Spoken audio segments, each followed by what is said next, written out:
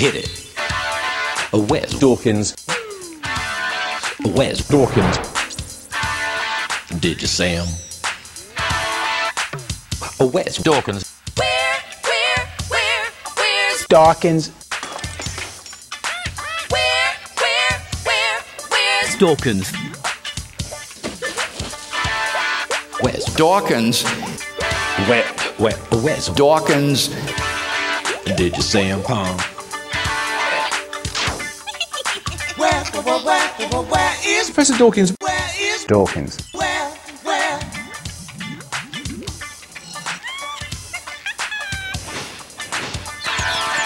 Where's Richard Dawkins. Where's Richard Dawkins. There he is. I was somewhat amused at his comment about my relentless drive for self-promotion. The fact is that I haven't sought to have this debate. This has been set up by these independent groups.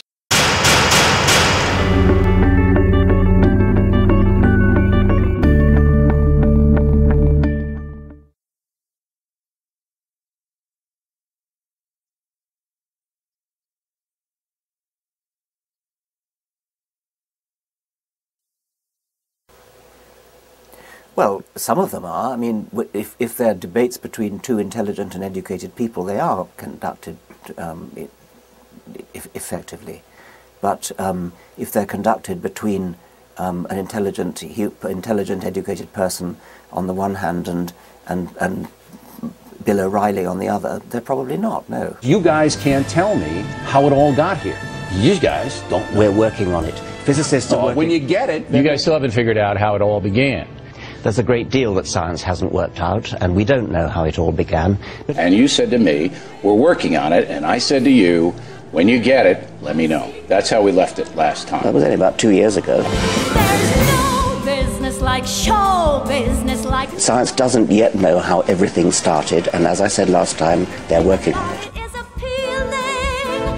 Perhaps have more intelligent people as television interviewers rather than people like Bill O'Reilly for a start. You don't have to turn anywhere, you just have to present it.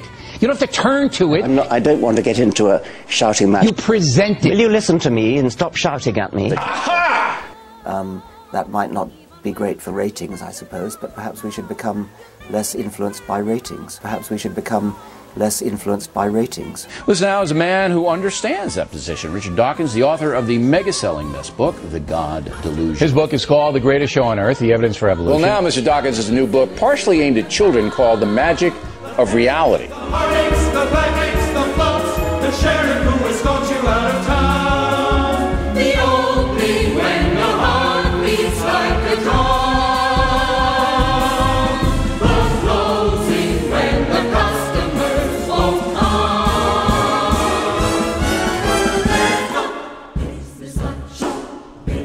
Some of Professor Dawkins' contemporaries are not impressed.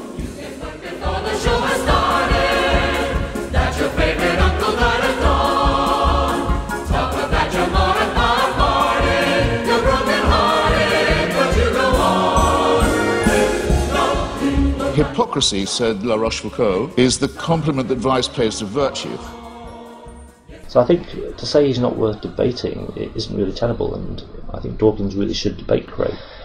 And I think it's especially complacent of the likes of Dawkins and A.C. Grayling to duck out of the responsibility that they've taken on themselves to be standard bearers for secularism. So, all things considered, you have to say that, like so much of the British academic establishment, they really fail to walk the talk about, well, welcoming challenges to their opinions, and they seem more concerned with preserving their reputations as all-knowing gurus, which is disappointing, to say the least.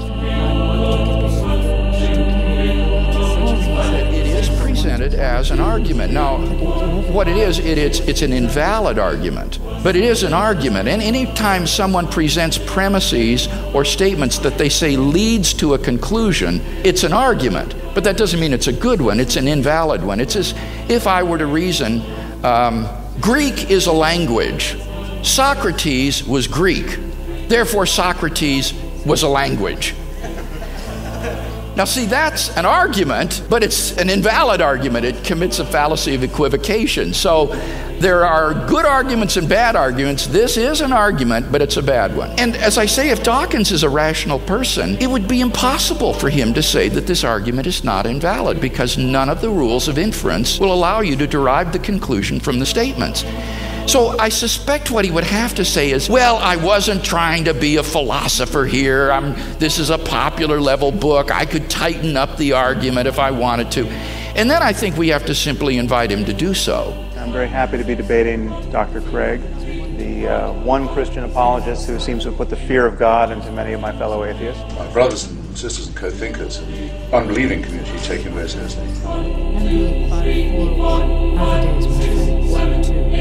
It could get Very rigorous, very scholarly, very formidable.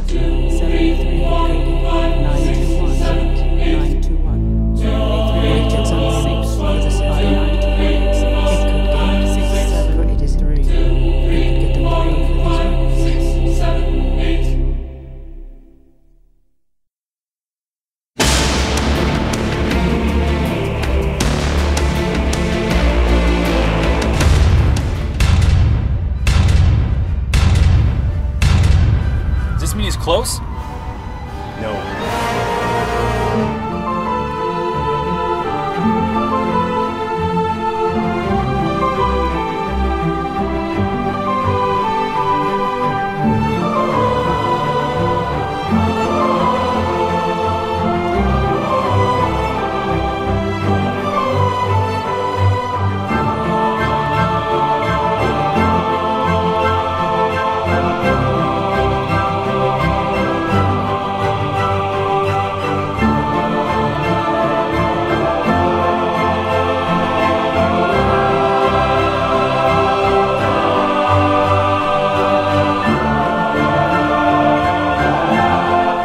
Is that I care passionately about the truth. I just care what's true.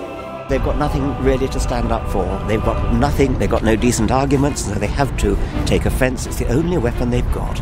I don't care who you are, what community you come from, or what church you go to, or anything else. I want to talk to you, have a dialogue with you about the evidence one way or the other. We'll have a friendly conversation about it, and I'll win the argument. I'm busy.